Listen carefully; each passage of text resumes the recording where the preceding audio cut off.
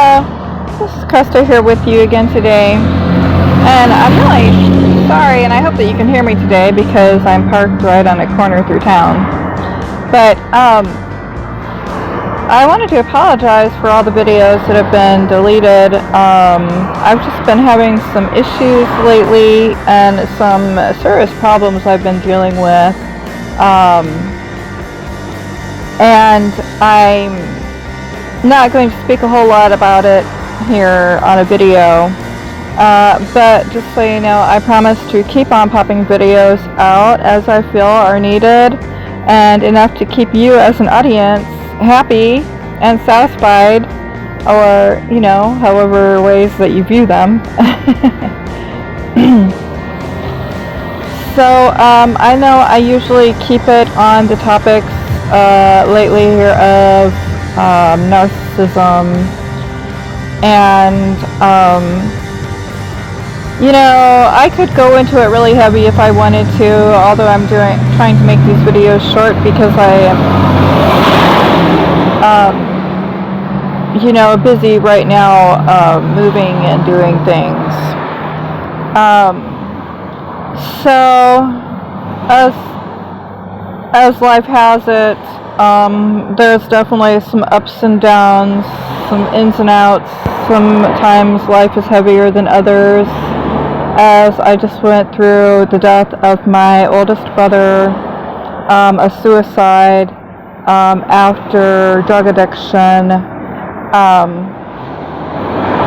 and yes, I did erase that video, but I just figure whatever comes to mind here today is what I will be talking about. Which could be a number of things yet, but it is just a beautiful, glorious day in this neighborhood up here. It's just glorious. I mean, it's just a beautiful, beautiful summer. Hopefully you got to see some of the little town square here besides the cars. But, I know life can be hard, and especially when you're inside the dynamics of, say, more narcissistic type families. I'm probably going to keep this more towards families. What do you say when especially something hard like that hits or happens to yourself or somebody that you're close to, and you're dealing with this grief? And are you able to grieve for your own losses naturally? Are people around you letting you grieve? Maybe the old person you used to be, or somebody that you've had to let go of, or something. It can be a really hard one, especially when we're off on our own, either possibly outcasted more from our narcissistic family and out more independent on our own, and trying to struggle and stay above, keeping busy and keeping ourselves away from addictions, which can have a really strong pull on us during when things can go really bad like that. I even struggled a little bit myself, I'll admit it, when my brother passed, finding myself back once a week back in the bar having a couple drinks, having to be careful that I would not overdrink, and finding myself back in that place where I thought that I did have control over that alcohol, or even never even coming to terms possibly with yet in real awakening life that I'm an alcoholic. And that can be really tough to say when you're coming to terms with your own addictions, be it sex, be it drugs, whatever it may be, food, to really start coming to term little by little with that, going beyond and getting past that resistance. What does it take for you? things had to really blow up in my face, and people had to really stomp on me and scare the living shit out of me before I had to realize that that bar was no longer a place that I could sit anymore. That bar was no longer a safe place to sit anymore. And because, yet again, the types of people that you are dealing with that are alcoholics and drug addicts that do hang out at the bars most of the time, that's mostly the people that go there and hang out there for longer periods of time, have the same qualities that narcissists carry. And if y'all have read any of my tapes or read any other, have any other gathered information on narcissism, how deadly that can be. Where these people have they're in complete denial, and they're continuing with their addiction, starting from possibly marijuana over to, and then the next step up is more alcohol and the parties, and then maybe more cocaine, and just leading up to methamphetamine or even heroin, which is becoming even more of the rage today. This is what's hanging around the bars, okay? And these people have more narcissistic qualities, as in they're going to not care like a narcissist does. They're not going to take accountability or responsibility for their actions. They're not going to be concerned for yours, and often have a tendency to be more selfish and only getting more of what that fix is. I think it's even worse for chemical dependencies, like drug dependencies, where it just messes with the mind so badly that logical part gets cut off, and you're after that drug no matter what you have to do to get it. It comes to that point where either maybe you're having sex with people to get this drug, whether you're selling yourself, whether you're end up committing crimes or stealing from your parents or whatever it may be, because you lose control. You lose control, and you try to gain back control by gaining power from others, like manipulating, and just the same type of crap that narcissists do. Luckily for many drug addicts, that person can stop being like that, stop that behavior when they can start getting the real recovery and help that they need. Thank God, that we are so lucky, because like narcissists, they're just not. Most narcissists they will always be in that denial, and will never get the help that they want, because they don't think that they need any help, and it's more of just like a disorder.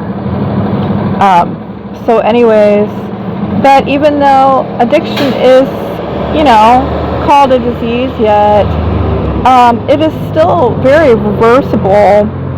And we can get a really bad rap for that too, because all these people that you knew that you ended up really giving the old kick in the rear to at one time, that were of importance in your life before, and then they just became like a whatever, I need that drug or that fix or whatever.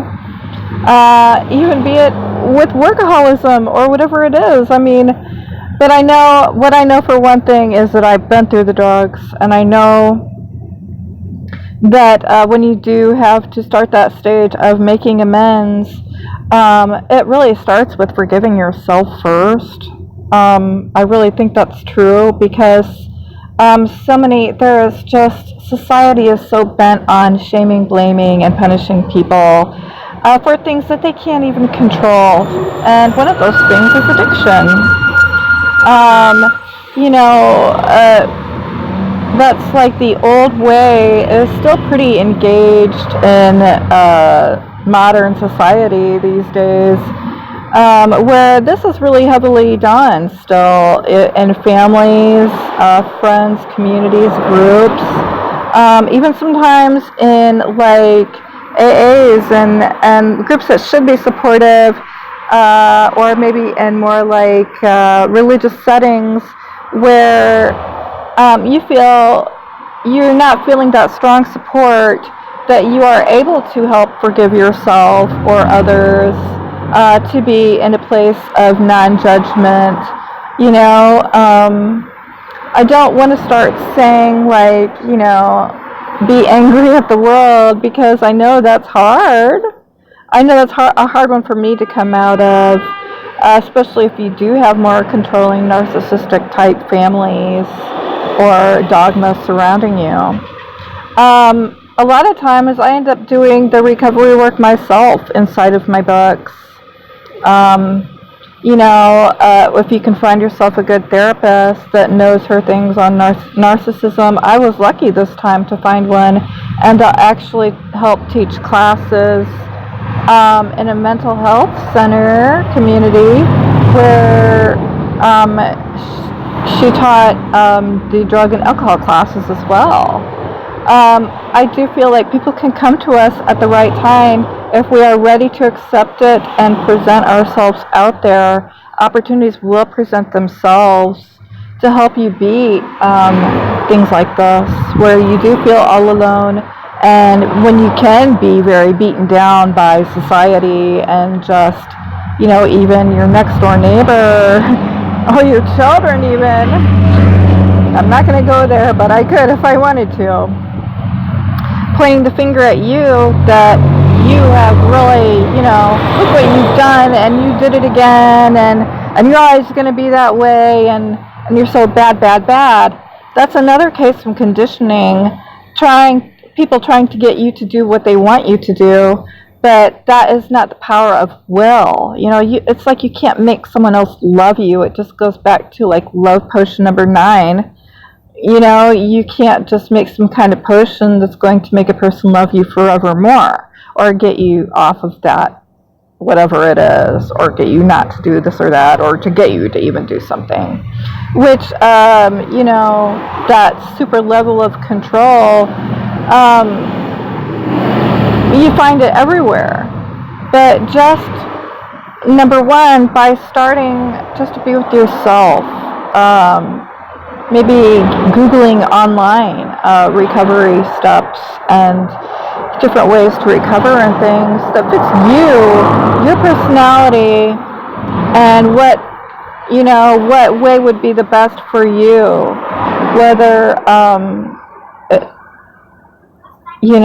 just finding the right one, and being able to forgive yourself, to be able to start within, start with that spirit or God or whoever your own omnipresence, where that sense of love in your heart you can really touch on that and start loving and forgiving yourself, because you are not the one to blame for that addiction, although accountability and responsibility are a little bit different, because that's taking control again the right way.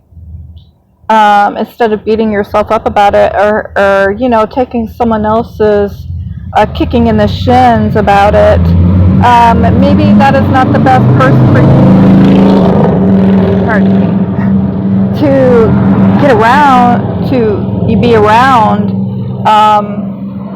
Maybe taking that plate on more by yourself, and finding people that aren't going to be like that, and joining things that aren't going to be like that, and that deem you worthy, and that you are a good person no matter what, and that you're okay, and you can shine on, and you don't have to be that bad little cat in the corner, you know.